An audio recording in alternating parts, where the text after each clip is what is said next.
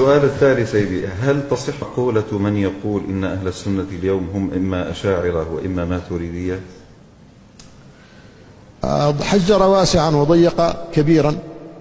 أهل السنة هذا الإطلاق يختلف باختلاف، لأن السنة في اللغة معناه الطريقة مسلوكته، الطريقة في الجبل تسمى سنة، والصميم من كل شيء يسمى سنة. ومنه قول غيلان: تريك سنة وجه غير مقرفة ملساء ليس بها خال ولا ندب. تريك سنة وجه أي صميمه، فهي متسترة فيما سوى ذلك. تريك سنة وجه غير مقرفة ملساء ليس بها خال ولا ندب. والسنة في الاصطلاح تختلف باختلاف العلم الذي يطلق فيه، فهي عند أهل الحديث ما أثر عن النبي صلى الله عليه وسلم من قول أو فعل أو تقرير أو وصف خلقي أو خلقي، سواء صلح دليلا لحكم شرعي أو لم يصلح. وهي عند الأصوليين ما أثر عن النبي صلى الله عليه وسلم من قول أو فعل أو تقرير مما يصلح دليلا لحكم شرعي. وهي عند الفقهاء صفة الفعل الشرعي المأمور به أمرا غير جازم، بحيث يثاب فاعله ولا يعاقب تاركه. ويشترط بعضهم لذلك أن يكون قد فعله النبي صلى الله عليه وسلم وأظهره في جماعة وواظب عليه ليميزوه عن المندوب، يكون أكثر من المندوب. وهي عند أهل العقائد تطلق إطلاقين: إطلاق خاص في مقابل الشيعة، فالمسلمون أهل القبلة الذين يصلون إلى البيت الحرام فيهم شيعة وفيهم سنة، فله السنة هنا يشمل المبتدعة والفساق والضلال. حتى في لبنان يطلق على من لا يصلي أصلا ولكنه يقال هذا من أهل السنة، أليس كذلك شيخ؟ فلذلك هذا إطلاق خاص، والسنة مقابل الشيعة. الإطلاق العام هو إطلاق السنة على المتبعين للمنهج الصحيح الأصلي الذي هو الرجوع إلى كتاب الله وسنة رسول الله صلى الله عليه وسلم، وتصديق كل ما جاء بهما وإعمال العقل في فهم ذلك. وهؤلاء فيهم أو اشتهر من مذاهبهم العقدية 4 مذاهب، لأن ما جاء به الوحي نزل به جبريل على قلب النبي صلى الله عليه وسلم ليس مذهبا لأحد. فلا يقال مذهب الشافعي وجوب الصلاة أو مذهب مالك وجوب الزكاة، هذا ليس مذهبا لأحد، هذا الدين الذي نزل به جبريل. المذاهب هي الأمور الاجتهادية الزائدة على أصل النص. فالمذاهب معناها طرق للتعامل مع النصوص، هي جامعات تتعامل مع النصوص. فأنت درست في هذه الجامعة فمعناه أنك مذهبك هو هذا المذهب. آخر درس في جامعة أخرى مذهبه هذا المذهب، لكن ما رأينا تعصبا شديدا للجامعات بحيث يتضارب الناس على أن هذا من جامعة، هذا من الأزهر وهذا من الزيتونة. ما بينهما افتراق. الذي يدرسه في الأزهر يدرسه في الزيتونة، والذي يدرسه في الزيتونة يدرسه في الأزهر. وواحد من علماء الزيتونة كان شيخا للأزهر، الشيخ حسين، نعم هكذا. فلذلك لا إشكال في تنوع المذاهب سواء كانت فقهية أو عقدية، لأن العقدية كثير من الناس يتوهم أن العقائد معناها الأمر الصادق بالكلية المقطعي الذي ليس فيه اجتهاد ولا غلط وكله يجب على الجميع أن يدخل فيه، فيجعل العقيدة كخرم إبرة لا بد أن يدخل منه الجميع. هذا غير صحيح. العقيدة علم من العلوم مثل الفقه ومثل النحو ومثل التصوف مثل التصريف، فيه صواب وفيه خطأ، فيه أصول وفيه فروع، فيه اجتهادات، فيه مسائل. من ما آمن بالنبي صلى الله عليه وسلم وما جاء به من عند الله ومات على ذلك هو مؤمن من أهل الجنة. يشترط له فقط أن يؤمن ب6 أمور، وهي بالله وملائكته وكتبه ورسله واليوم الآخر والقدر خيره وشره إجمالا، وأن يفعل 5 أمور، هي أن يشهد أن لا إله إلا الله وأن محمد رسول الله ويقيم الصلاة ويؤتي الزكاة ويصوم رمضان ويحج البيت. من فعل ذلك كان من أهل الجنة.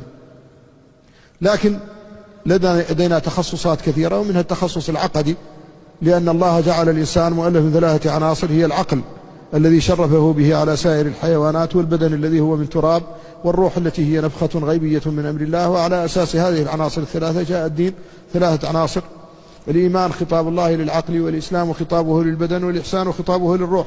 فاجتمعت العناصر ال3 مع عناصر الإنسان ال3، وبقدر التوازن فيها يكون الإنسان مستقيما معتدلا بقدر توازنه في هذه الأمور. ولذلك المذاهب العقدية منها ابتداع ما كان فيه تكذيب لله، تكذيب لرسوله صلى الله عليه وسلم، اتخاذ مصادر لتلقي العلم غير ما جاء به النبي صلى الله عليه وسلم من عند الله، هذا مبتدعة ويسمون أهل الأهواء. لا نكفر من كان منهم يؤدي كل الأركان السابقة، يؤمن بالأركان الستة ويقيم الأركان الخمسة، هذا لا نكفرهم إلا إذا وقع منهم شخص في كفر وحكم عليه القاضي به بذاته. ثم غيرهم هم أهل السنة، وأهل السنة مذاهب كثيرة أكثرها يعود إلى 4 مذاهب. المذهب الأول مذهب السلف الأولين الذين لم يكن لديهم التحدي الذي لدينا الآن، وهم الصحابة والتابعون وأتباعهم، فإن آمنوا بمثل ما آمنتم به فقد اهتدوا. كانوا يعلمون أن ما جاء به رسول الله صلى الله عليه وسلم صدق كله وحق كله، فهمناه أو لم نفهمه لا نكلف أنفسنا عناء فيه. كلهم كانوا أيضا من الناطقين بالعربية، فلا يحتاجون إلى تعلم أن الفاعل مرفوع وأن المفعول به منصوب وأن المضاف إليه مجرور، ولذلك يفهمون الكلام العربي على وجه السليقة. لم نسمع أحدا استشكل على النبي صلى الله عليه وسلم أن الله قال ليس كمثله شيء وهو السميع البصير، يقول كيف ينفي المشابهة ومع ذلك يثبت الصفات. هذا ما جاء إلا بعد أتباع التابعين، عندما جاء المعتزلة في أواخر أتباع التابعين وقالوا القديم لا يتعدد وهو الذات دون الصفات، وأنكر الصفات. لكن في عهد النبي صلى الله عليه وسلم والصحابة ما قال أحد هذا ولا سأل عنه. ما جاء أبو جهل يجادل أو عتبة بن مسعود أو عتبة بن ربيعة أو الوليد بن المغيرة بن عبد الله بن عمر بن مخزوم، ما جاء أحد منهم يقول النبي صلى الله عليه وسلم تناقض هذا الكلام، كيف يقول ليس كمثله شيء ثم يقول لنا وهو السميع البصير. ما قالوا هذا، ما استشكلوه. هذا المذهب الأول هو مذهب السكوت، الإيمان بها وتصديقها، كما قال الإمام أحمد بن حنبل تفسيرها قراءتها ولا كيف ولا معنى. لا تبحث في أي شيء، اقرأها كما هي وآمن بها وصدق. وهذا الذي عندما سئل مالك عن الاستواء قيل له ما معنى الرحمن على العرش استوى؟ قال الاستواء معلوم والكيف مجهول والإيمان به واجب والسؤال عنه بدعة وما أراك إلا صاحب سوء أخرجوه عني. فلذلك كانوا يصدقون ويؤمنون غاية التصديق، ولا يكلفون أنفسهم عناء في تفسير هذه الأمور.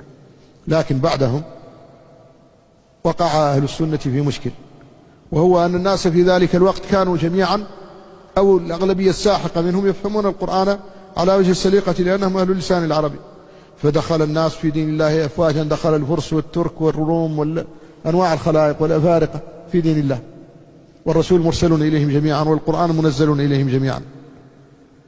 فلا يمكن إذا سألني سائل إفريقي أو فارسي أو تركي أو رومي أو روسي أو من أهل سكان هذه الأرض قال لي ما معنى الرحمن على العرش استوى، أنا أقول له ما قال مالك الاستواء معلوم، سيقول كذبت، أنا ليس معلوما عندي، أنا أسأل لأتعلم.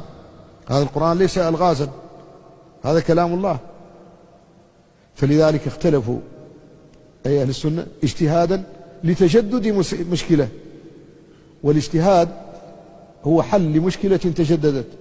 ولذلك يقول أهل التكنولوجيا الاختراع وليد الحاجة، عندما تأتي الحاجة نخترع لها حلا.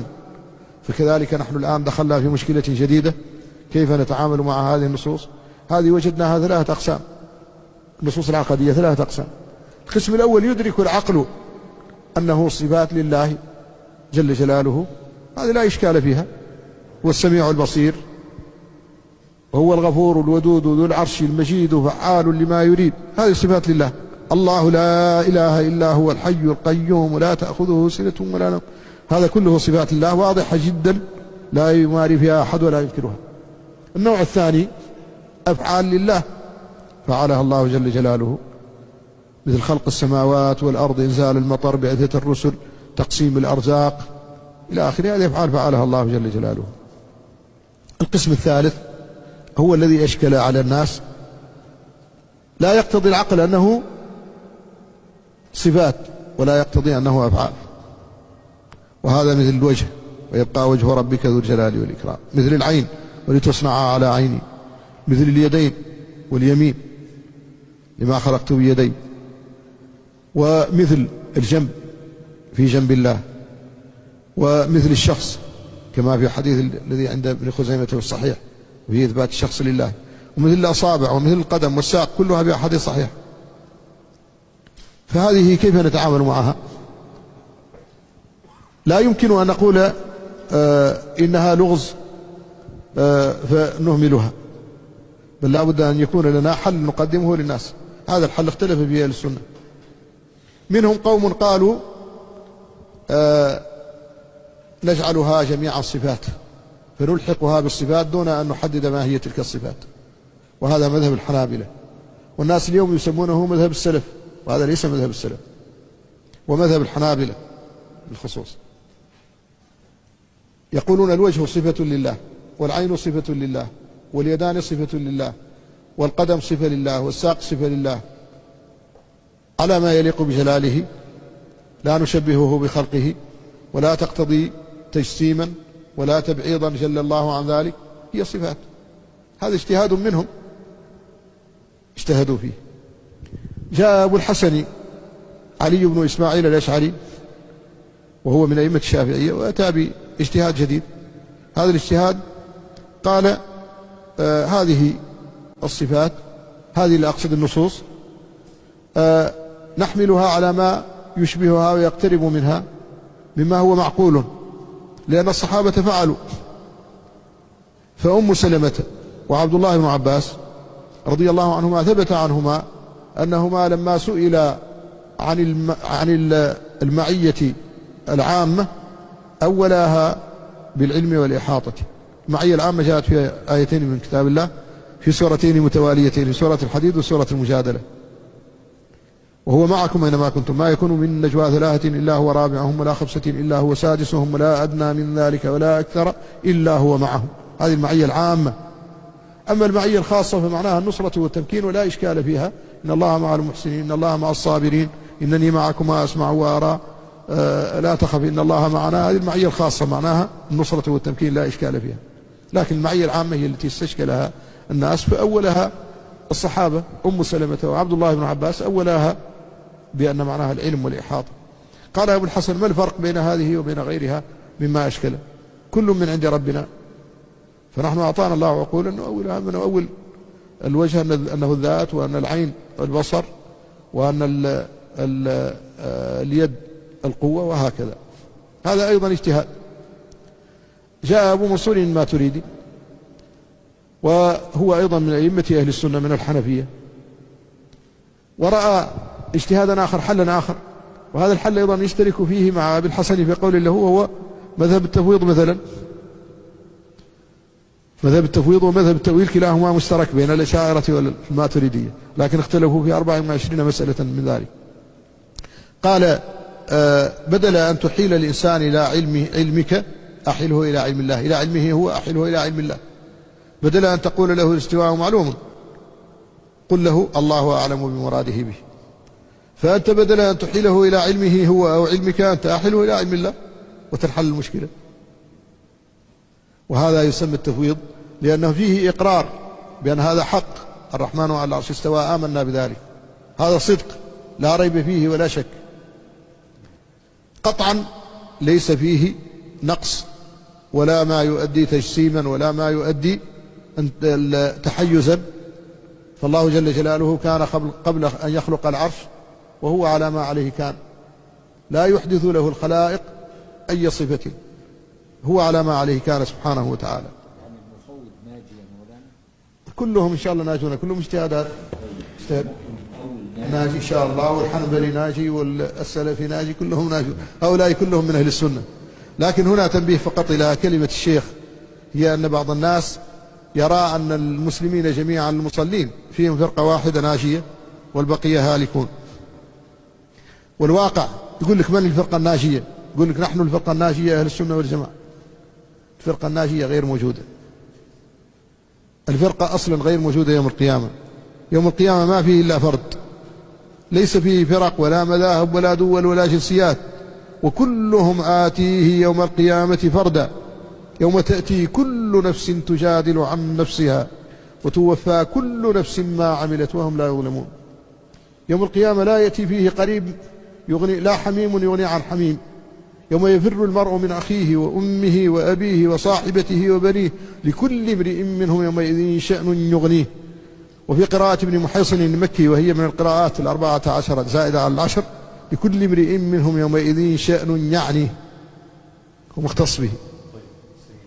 ثم بعد ذلك يقول الله تعالى: يود المجرم لو يفتدي من عذاب يومئذ ببنيه وصاحبته وأخيه وفصيلته التي تؤويه ومن في الأرض جميعا ثم ينجيه.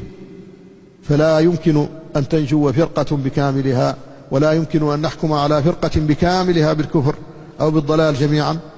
الفرق هي مثل الجنسيات ومثل القبائل ومثل الأجناس والألوان، فيها الصالحون والطالحون، حتى الجن فيهم المسلمون وفيهم دون ذلك، فيهم الصالحون وفيهم القاسطون، وقد أخبر الله بذلك. فلذلك إذا كان الجن فيهم هذا التفصيل فكيف بالإنس وكيف بالفرق والمذاهب. جزاك الله خير.